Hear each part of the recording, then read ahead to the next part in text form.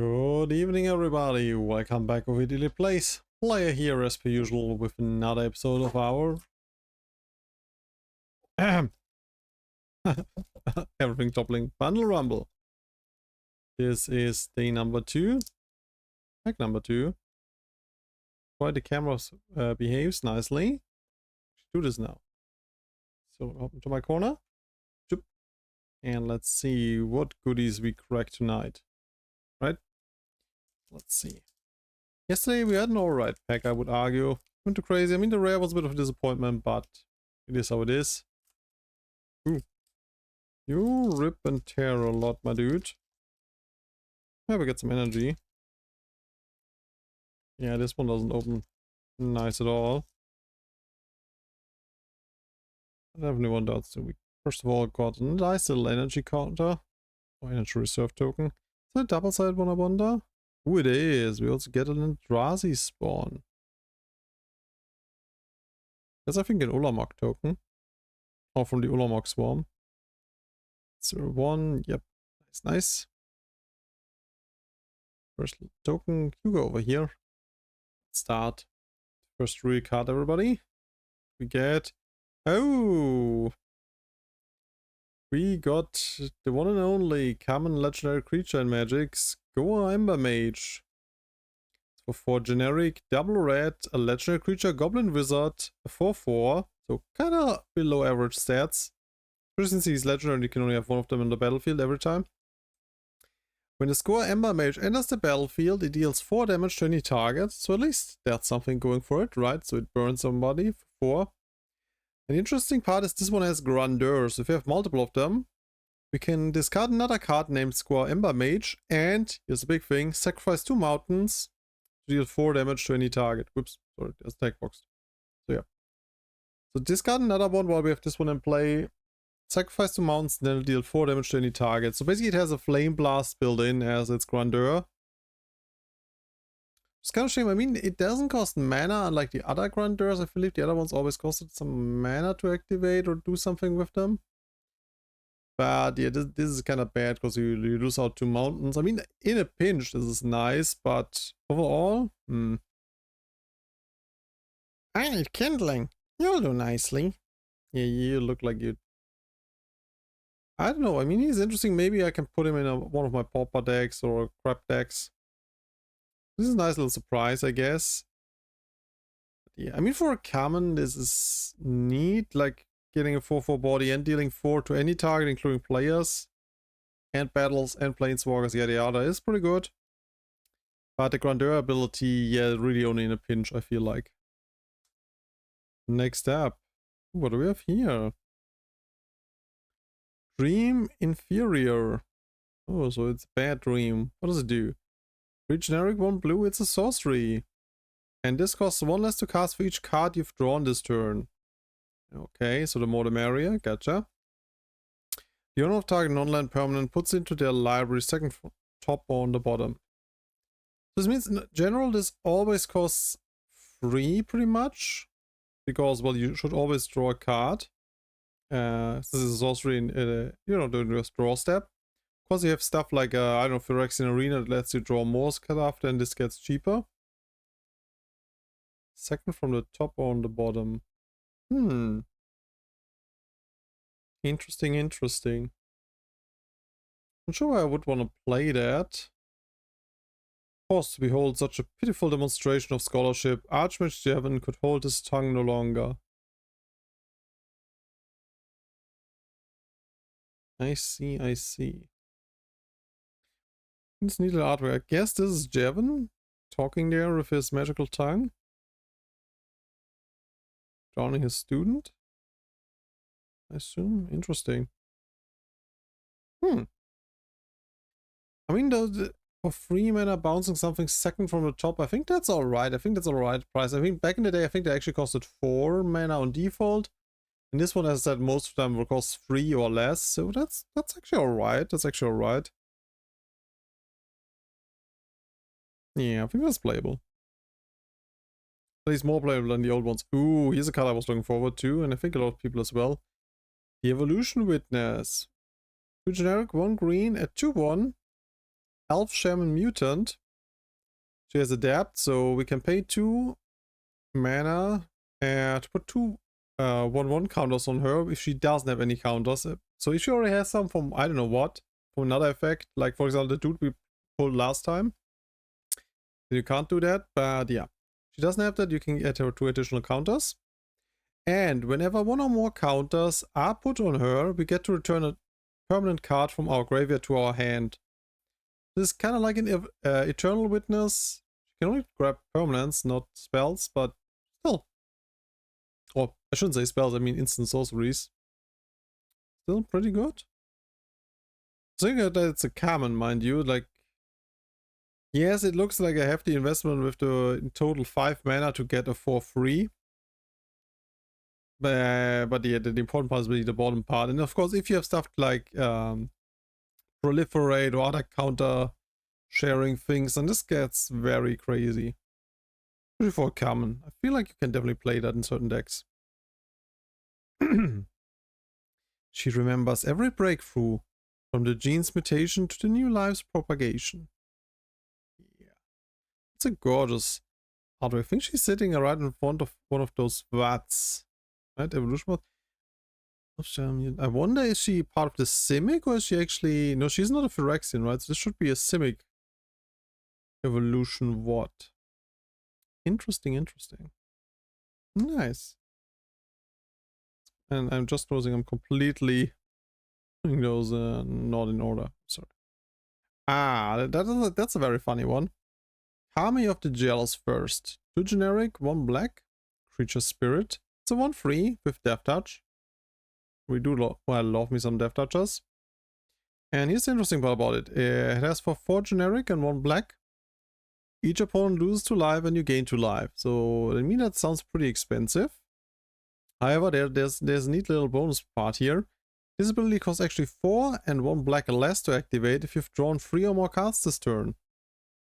And we can only activate it once each turn, but I mean, if you have a way to draw cards during other players' turns, then this can be pretty neat. Now, the important part here is you actually have to draw at least 3, so if you only draw 1 or 2 cards during a turn, it doesn't work. Oh, you don't get discount rather. So this can be pretty neat. Pretty neat. I'm not sure in what deck I would want to put that. It feels like you can definitely do some shenanigans with that. The bustle of life in Towashi opened up new avenues for less benevolent Kami. It's not a troll beyond the bridge, it's a Kami beyond the bridge. Was that the guy up there has a migraine, huh? Interesting, interesting. Cool. So now let's quickly those all in line, and then we can go for the next row. Oops, didn't see that. We got Airy Auxiliaries. 3 generic, 1 white. It's a creature bird soldier. It's a 3/3 flying, so slightly undercosted. However, when this enters the battlefield, we support 2, which means we put a +1/+1 counter on each of up to 2 other creatures. So technically, I mean, the bottom line for this is basically 4 mana for a 3/3 if there's an empty board. That's not great. But if you already have 1 or 2 creatures in play, you're basically putting 5 power on the table for 4 mana. 3 of them flying. So that's alright, actually. That's pretty alright. Not to say it's even good. But you have to have at least 2 other creatures. You know? So, yeah. This one stands and falls a bit with how your board is looking. And from the structure, I guess this is supposed to be an Aztec building, so I guess we're on Ixalan here. The Horde Chief's crowned tactician were unsurpassed. Only had fought to watch the skies. Oh no. Yeah. Surprise birdies from the top. Ah, we got one of the landscapes. Those are pretty nice. This is the bountiful landscape. See, this is land. Taps for colorless, or we can tap it, sacrifice it, and search our library for a basic forest, island, or mountain, and put it in the battlefield tapped. It's like a up to this point, it's kind of like a worse Shire's Terrace, I guess. Shire's Terrace you can tap to add colors as well, and you can sacrifice it to search for any basic land type, whereas this one only searches for 3 of them. However, it also has a slight upgrade. You can cycle it, so discard this from your hand and pay 1 green, 1 blue, and 1 red respectively to draw a card. So in late game, if you're flooded, you can also toss this away and get a fresh card. It's pretty nifty. And again, a gorgeous artwork. Look at that landscape. Yeah. This really deserves the name landscape, I guess. We have all things represented if you think about it. We have the nice river here, we have the lush forests / cliffsides here, and red's represented with those caves in the foreground, I guess, as well as the volcano in the back. So really, really nice. I dig it. Great artwork. Oh, already an uncommon. Who is it? We have now a Horrid Shadow Spinner. Let's see. Can I get this all in one frame? Yes. Horrid Shadow Spinner for 1 generic, 1 blue, 1 black.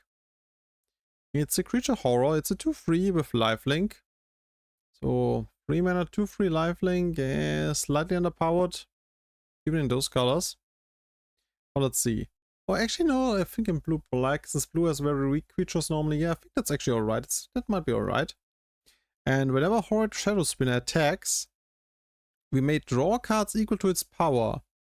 And if we do, we may discard that many cards. Actually, that's pretty good. Like, think about it, this means that it loots for 2 whenever it attacks.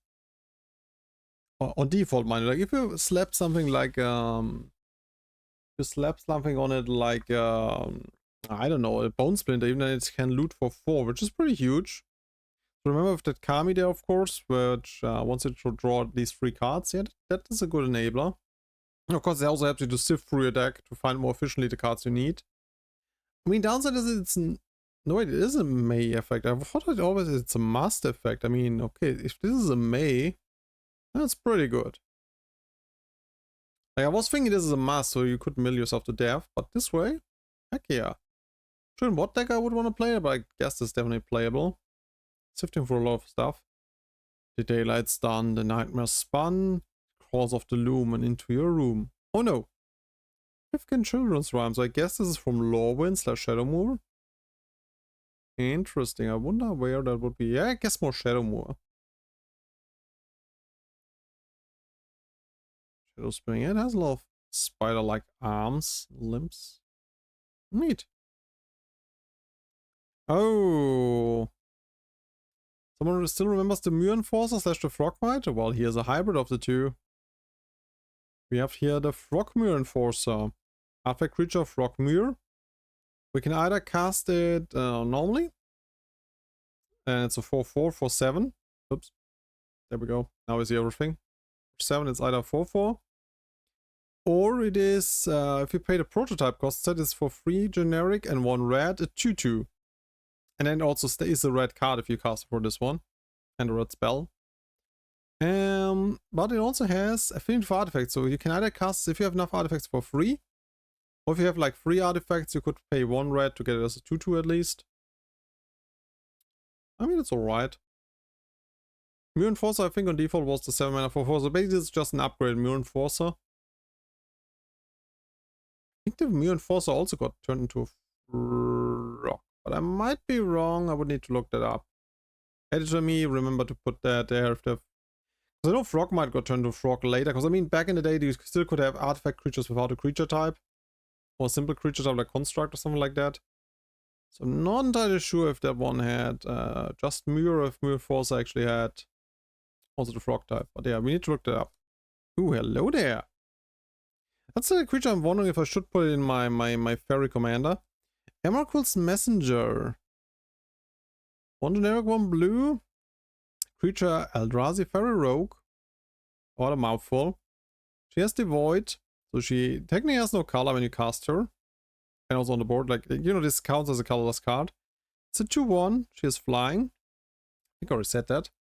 And whenever you draw your second card each turn, we create a 0/1 colorless Eldrazi spawn creature token. With sacrifice this creature, add 1 colorless.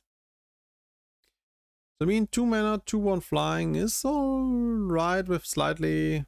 Yeah. We think it's an alright body, especially with the ability. Like if you draw multiple cards, not sure if this actually sees play even. I mean, it might not be bad, but again, in those decks, you just want to draw a lot of cards early, and I don't think you really need the 0/1 bodies, but I might be misjudging that.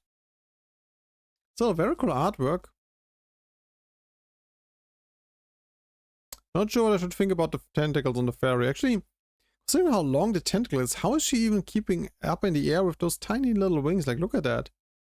Those wings are tiny. Like, she has some more translucent ones up there and some more pinkish ones down here. But that should not be able to lift her in the sky for any extended period of time, if at all. But alright. Obey her will. Don't be a fool. Submit your mind to Emrakul. Oh, you're rhyming there, girl. Busting out the rhymes. Ooh, that's a nice one. I want another one of those. This here is Sink into Stupor. One generic, double blue. It's an instant. Return target spell or non-land permanent an opponent controls to its owner's hand. So basically this is a Venser shaped by a Savant on a stick. Or without the stick rather, like it's just a spell. So if you remember, Venser could also bounce a spell and or bounce a permanent. I mean, grant this one that cannot bounce a land. I mean, they did kind of dial back on the whole land height, which is unfortunate sometimes. But yeah, this can just, as we said, bounce a spell, which means it is not countering a spell, mind you. So even uncounterable spells you can get rid of, at least for a turn. And I think Spencer still can target your stuff. This thing can only target opponent stuff. But hey, it's not bad at all. That getting past the cannot be countered restriction and or just getting rid of a permanent. Like, this is very, like, you have two options here to do things, and there's also a third one hiding on the back, which we'll check out in a second.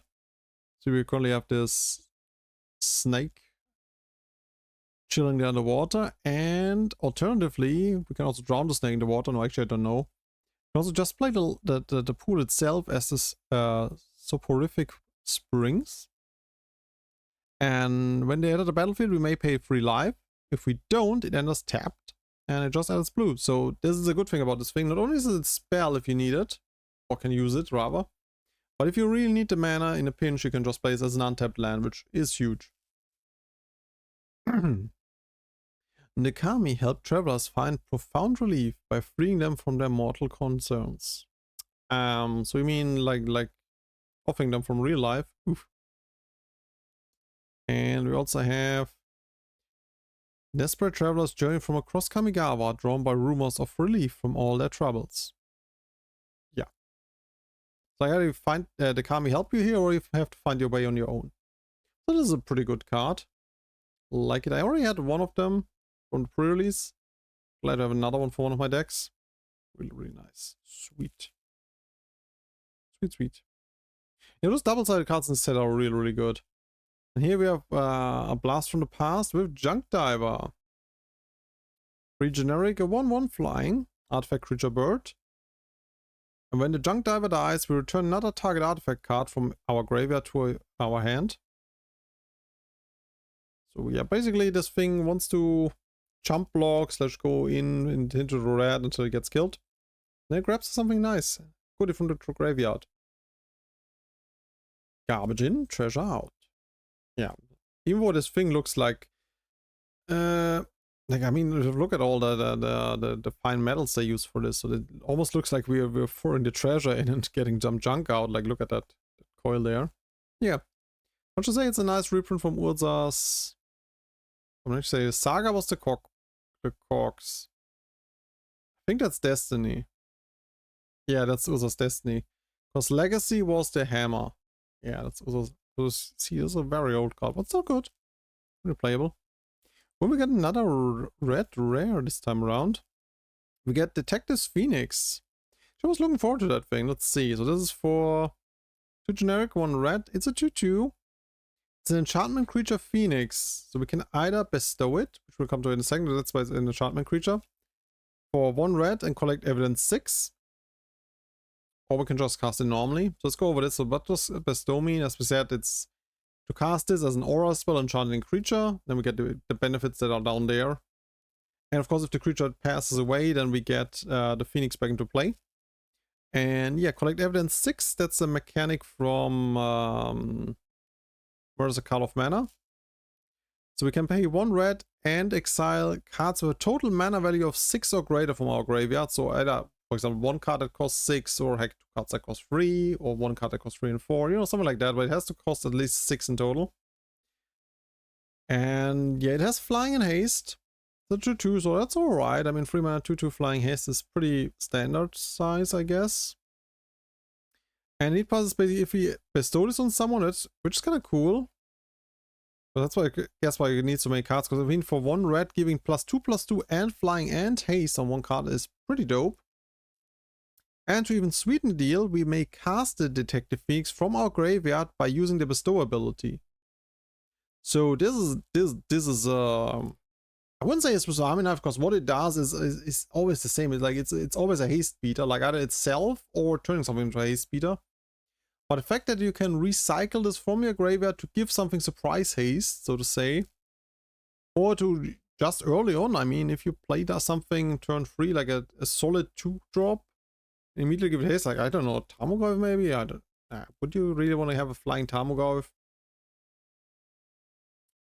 Actually, then it gets +2/+2, that might even be good. Like, on turn 3, any beater with at least 2 or 3 power, turning that into a 4/4 with haste and flying.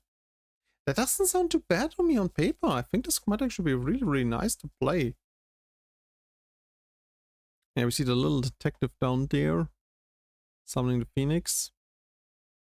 That's a nifty artwork as well. I wonder how this one would look in foil. I guess that must be pretty gorgeous if they don't mess it up. Yeah, that's pretty rare. I mean, that was pretty rare. Yeah, that's a pretty rare is how I want to phrase it. I was a bit disappointed from the card we got yesterday, the new Wheel of Energy. But this one, I definitely dig this. That's nice, that's nice. Ooh, and we got another one of those specials. I think I put that right in the sleeve to not scratch it. That's Thump Stomp. It's now one of those flip cards, so as you already see, there's another land site here. It's for 1 generic and either a hybrid red or green. It's a sorcery. Entire creature we control deals damage equal to its power to target creature or planeswalker you don't control. So it's basically another bite spell, like similar to the Funnily enough, we have 2. This bundle, let's see if I still have it here. 1 second. Yes, like our 2 foils so far are 2 bite spells. Like one was the common one that just did bite and maybe gave you maybe gave us some life, and this one is the one that, well, I mean, costs hybrid mana and can be played as a land. That's basically why it's a bit more expensive. Because those modal spells have to have a little bit of a mock-up in price. See, we can also play it as the Burnwillow Clearing. Interesting, if you still remember the Burnwillows. I think there was another word attached to the name. Something Burnwillows, which was a land that either tapped for red or green, and then it gave an opponent a life. Well, was used actually, funnily enough, in a little bit of a combo deck with a spell that could burn an enemy, and you could reclaim it when an opponent gained life. But yeah, there's see this one. It has to enter the battlefield tapped, unlike the Stupor, which you can force to come into play untapped. But I think that's the thing. Like all the dual colored ones always come into play tapped, whereas the single colored ones you can force to come into play untapped. And yeah, let's go with the flavor text here. Don't be a superstitious coward. What's a tree going to do? Slowly fall on us? Yep, no, it's rather stomping on us really, really fast. Sebastian the Logger. Oh, look at that. See, there's the little logger, and apparently he's chopped into that tree folk. Who still see the axe lodged in there. Doesn't seem to be too happy about it. And flavor text is, the loggers never questioned why the last crew had abandoned camp. Oh, see? Yeah, and apparently he just went back to sleeping there where the where he stomped the guy, because that's clearly the leg. From here, if you look at the lava is burning, the burning sap, I guess. That's a gorgeous artwork as well. Yeah, I definitely need to sleeve that up to protect it. Oops. And then I immediately let it fall. We got another one of those full art planes. Again, I was saying, like, the plane is not really my favorite one. Also, is there a... Oh, that was just a speck of dust on there for whatever reason. It's not my favorite, but still nice artwork nonetheless. Yeah, overall I would say this is a pretty neat booster compared to the one yesterday. I mean, the yesterday one actually was fine up until the rare. And here we got a whole lot of nice stuff. I mean, we got the Witness. Not sure what I should think of the Dream Inferior. I definitely I want to do some shenanigans with the Kami. I'm not sure how and why and where. The Messenger. Like maybe we can build, I can build a deck out of those three, for example, or put those into the deck like as a sort of a core. I like the landscape, those are nice. Bird, okay, the Stupor's really nice, the Phoenix. Junk Dive is just a walk down memory lane. And the Stomp, really nice. So overall I dig it. What do you think of this one?